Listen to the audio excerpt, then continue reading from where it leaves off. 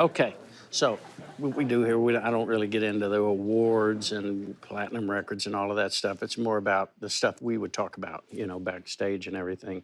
Probably ask you about your height, if that's the only reason you look down on the rest of us, or if it's... Oh, we're rolling.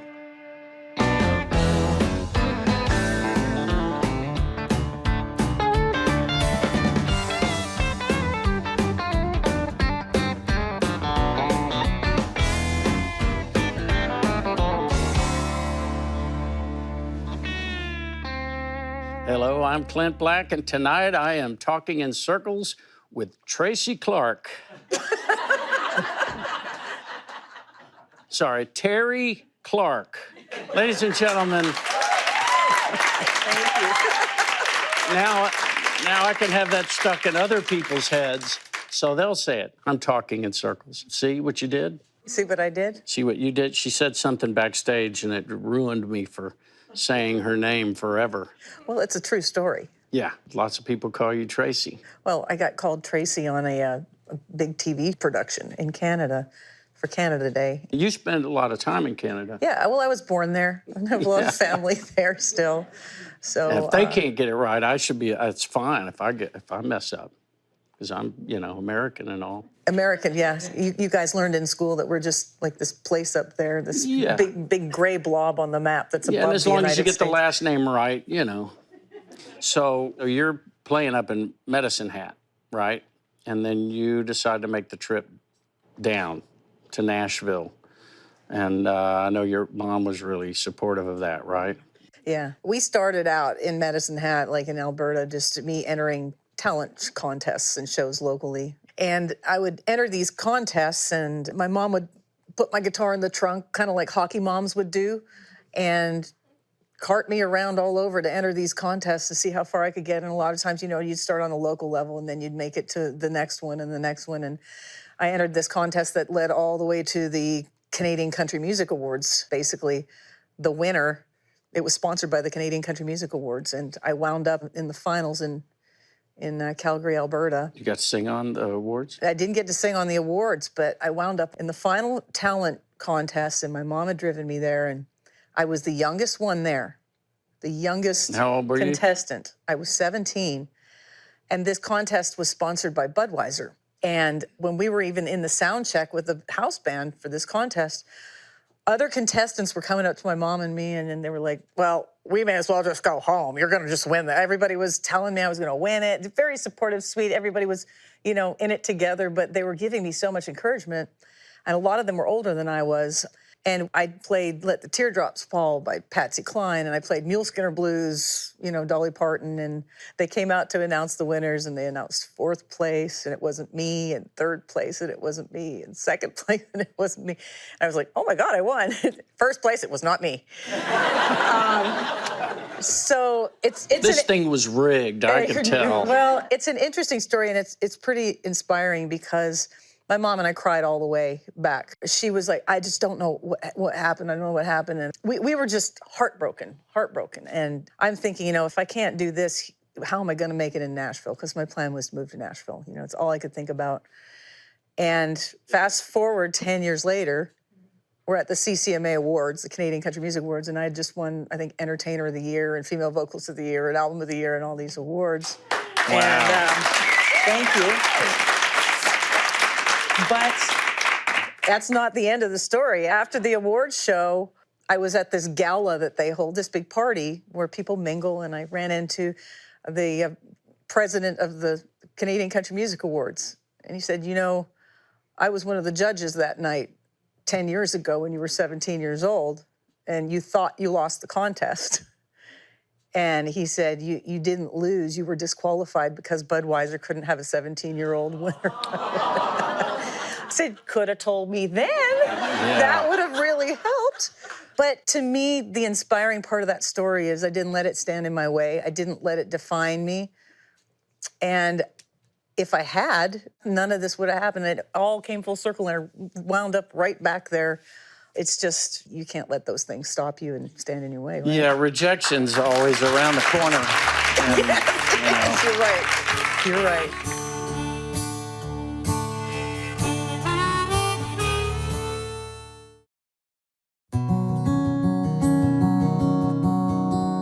You came and played the bars here, and my understanding was it's really tough, to go play in Nashville. But when you first came here, you didn't know anybody. Oh, no. When I moved to Nashville, I was 18, and Lower Broadway in 1987 was a much different story than it is now. It was very forgotten and dangerous. It was pawn shops and adult stores. And What is it like coming here and that's your area to go play? God. You don't know anyone, you find an apartment? yeah, my mom brought me down. Now, I am a very legal, tax-paying dual citizen now, but when I came down in 1987, I did not have a green card, and I just came down to try my luck and see what would happen. And so we crossed the border and told them we were going shopping, which we did, and that we were going to the Grand Ole Opry as tourists. And that's another thing. I said to the border crossing guy, I'm going to the Grand Ole Opry. He said, why is the guitar in the back seat? I said, I'm going to the Grand Ole Opry. I wasn't lying. And then 15 years later, I become the only female Canadian member of the Grand Ole Opry. I'm telling you, this stuff works. You just say it out loud. It works. So it's my mom and me and my mom's best friend, Pat. We drove down, and I had to find a cash-paying job. I was going to babysit, blah, blah, blah, blah.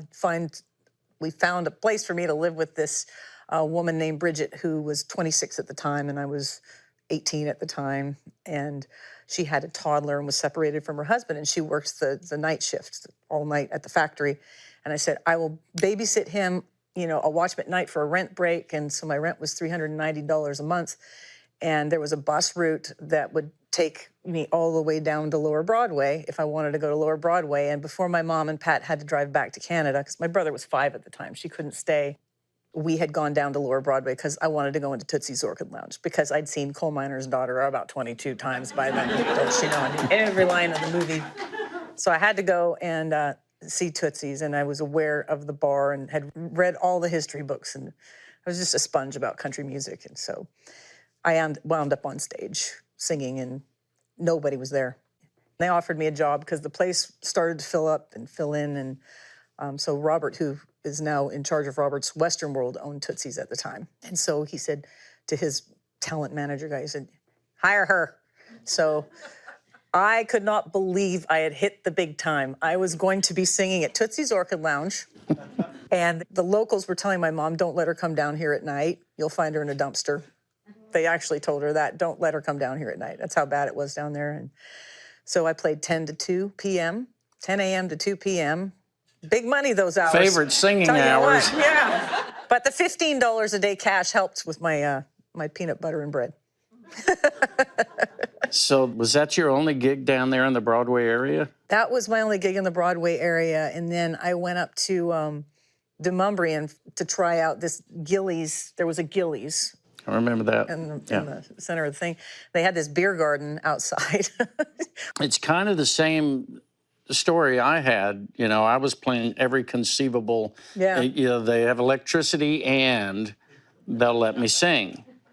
It's a chili cook-off, and I'm singing in front of the booth, and right next to it is another booth and another booth, and then there's a band over there at that booth, and we're all just competing for people walking by. And it sounds like the beer garden experience. Well, my first day at the beer garden, I was singing I Fall to Pieces, and there was a guy named Johnny Dreamer. Everybody had a nickname, and they were living in their van. I'm not kidding you, everybody. Johnny, the characters down there, and Johnny Dreamer had a heart attack during my set. You were that good. I mean, died. When they say kill him, I didn't mean, think it was going to be literally. But yeah, he did. And it was just some bizarre stuff happened back then, but kept plugging away. Where were you playing when you finally got a record company to come out and hear you? Okay, so when I was playing at Tootsie's, a producer was walking by who was just looking for something to eat. And he's a guy from Florida. He did a lot of work with the Epcot Center. He produced musical. Do you know what a synclavier machine was back then? They made all kinds of different sounds, like real instruments, but it was keyboard samples, basically. And he said, I was just walking by, and he sat looking for a burger, and he sat there and listened to me sing for like 2 hours. And I'm like, why is this guy just sitting here staring at me? And anyway, when I was finished, he came and talked to me, and his name was George, and he said, I've got a studio in Florida. I'd love for you to come and record some songs. I'd like to try and help you get a record deal. And I'm like, so I moved to Nashville. I'm singing at Tootsie's, and a guy comes from Florida and wants to take me to Florida to make a record. Sounded weird. So you did it. I did it. Of course I did it. Yeah. So It's hard to make a record. I mean, even just demos back then, it's not like the computers today. yeah, I mean, the actual first demo I ever made was singing Coal Miner's Daughter at Barbara Mandrell Country to the recorded track. That was my first singing gig in Nashville. So anyway, we made this demo, and he brought it to Nashville and played it for Tom Long at ASCAP. And Tom Long got us in touch with Woody Bowles, who became my first manager. And we waited for things to happen for 2 or 3 years, and I waited tables, and I sold cowboy boots and Western apparel in Hendersonville at Boot Country, and we took me into several labels, and they turned me down. I did a lot of live auditions, and I heard everything from... In people's offices? Yeah. Yeah, that's fun, isn't it? Oh, my God. Yeah, that is nerve-wracking. It's so nerve-wracking. So nerve-wracking.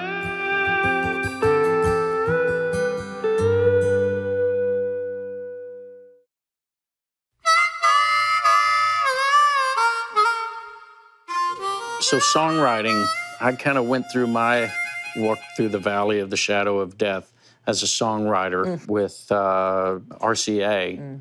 And I had written all my songs and was having a lot of success. And then they came and said, now we need you to record some other people's songs, which was crazy. And I said, I got all these and I'm going to record those. And I persisted in that and kept doing that. And it became a big point of contention with the head of my label. And there was pressure on me every album for years to record other people's songs. And I just written so many songs. And so I'm going to send their kid to college? I don't know. Right, I'm going to send my kid off. And so I didn't realize how much damage that was doing to the relationship. And then finally I asked the head of the label, writing my songs is very important to me, and we're having a lot of success, and I just need to understand what's behind this push from you for me to record outside songs. And he said, they just want a little taste, which I took to mean the publishers, which broke my heart because I thought that's the worst reason. I would have rather him said, because your new songs are stinking, which would have hurt too, but I would have felt like his motive was pure. But the one thing I never thought to do is to do what you did. And you just asked him to let you go, let you off the label. I had come off of Mercury Records and onto another major label deal. And it was kind of a reboot kind of thing. And we recorded a whole bunch of songs. I went to the studio with Garth Fundis, who was so much fun to work with. So great. Great producer. We recorded and recorded and recorded, and other people's songs. You'd I'd written some of them. I wrote some of them. But you really wanted to be a writer more. You wanted to do more of that. But we just kept churning stuff out that we would record 4 or 5 and we'd put a single out, and they put 2 or 3 things out that didn't get anywhere on the charts. They wouldn't release the album. So I've still got a whole album that's on the shelf somewhere that nobody's heard. So it didn't come out. And I recorded a collaboration on that album called Nashville Girls with Sara Evans, Martina McBride, and Reba McEntire. And can't be good. It's so good. Written by Matresa Berg, Gretchen Peters. It's just so cool. And there is a bootleg somewhere out there of it. If you look for it, you'll probably be able to hear it. But it was heartbreaking. And for years and years and years, Canada had always kind of taken a back seat because I was on an American label, and we really always focused a lot on the U.S., on U.S. promotion and U.S. radio stations. And I went in and had this thought that maybe I could just focus more on Canada, try and get my songs up the charts there and re-energize my career up there and put some energy there into my own home country that had always kind of taken a bit of a back seat because the demands on this side of the border were so great. This was 2009.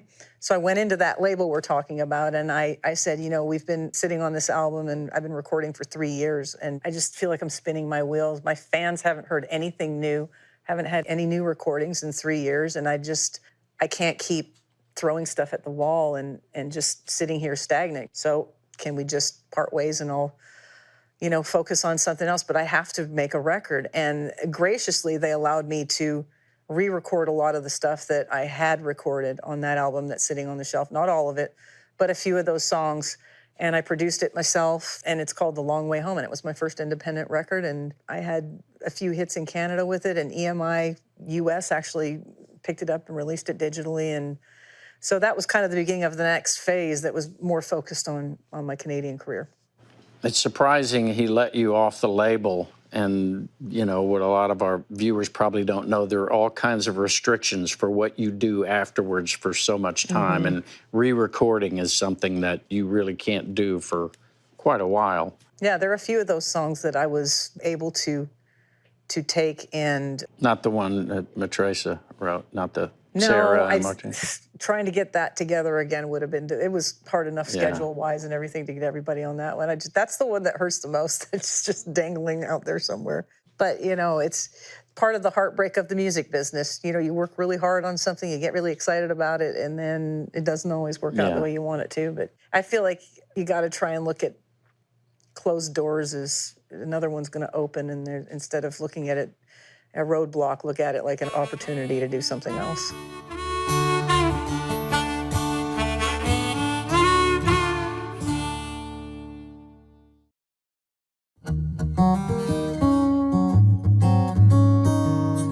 I'm going to ask you this and just talk to you about the Classics album. There's a particular song on there that's just one of my favorite songs ever. I'm sure you'll have a lot to say about it and about the artist who you probably got it from, because it was written by a Canadian, but I'm betting you heard it first from Linda Ronstadt. Oh, Love is a Rose? Yeah. I but did. Talk about that in Reba's voice. I just want to hear what Reba would say if she had recorded that song and what. Well... That's all it takes. That's all I need to do. That's it. Yeah. Well, I'll tell you, Clint. First time I heard Linda Ronstadt sing "Love Is a Rose," I was living back in Stringtown, Oklahoma. Daddy, we was on a ranch. Anyway, Her grammar's better than that. Anyway, I mean, come on. So I wasn't in Stringtown, Oklahoma. So you do other impressions. Oh, God. No, don't make me. George Jones? Well. Is it just the singing, or can you talk like him? Just the singing. It's just the singing. Can you talk like him if he's really drunk? This is George Jones, and I'll show you the best dog food you've ever had. The best dog food, dog food. I think that's right on. Thank you. I think that's right on. Don't make me, you're making a fool out of me, making a fool out of myself. Oh, you're Reba, though, man. That is just Thank you very spot much. on. Yeah. You always have to be smiling. She's always smiling. Thank you very much. I guess I have one more question for you. When you get to heaven, if you could sing a song with anyone who's already there, who would it be and what song would you sing? My mom. Yeah, I would sing, Don't Make Me Cry, Damn It. I don't know that one. That sounds great, That's though. a good one, yeah. That sounds like a Terri Clark song right there. I would sing any of the songs we sang Family Harmony to together all the years when I was growing up. You know, I get a lot of the answer where it's a family member, a mom, a dad, or a grandma, but I always have to follow it up with, okay, now you have a chance to go sing another song with someone, and who would that be? Patsy Cline, probably. Yeah, have to be. Yeah, just when I started playing at Tootsie's, they had a framed 8 album, an actual LP cover from, I want to say, probably when she was going in there, and they had it on the wall, and I saw a little initials scratched into it, a K and a D, and I was pretty sure Katie Lang scratched her initials into that, and it was hanging on the wall, just there, and I've never stolen anything in my life. I stole that.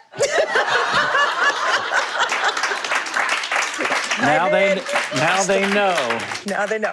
So I actually confessed, so it's not really stealing if you tell the truth, right? So I know the people who now own Tootsie's who didn't own it back when I stole the album cover, and I told them I stole it, and they don't care, so it's okay. They gave me the window, actually. I have one of the original Tootsie's windows in my house. I'm pretty sure it's the one that I sat in front of when I was 18. Yeah.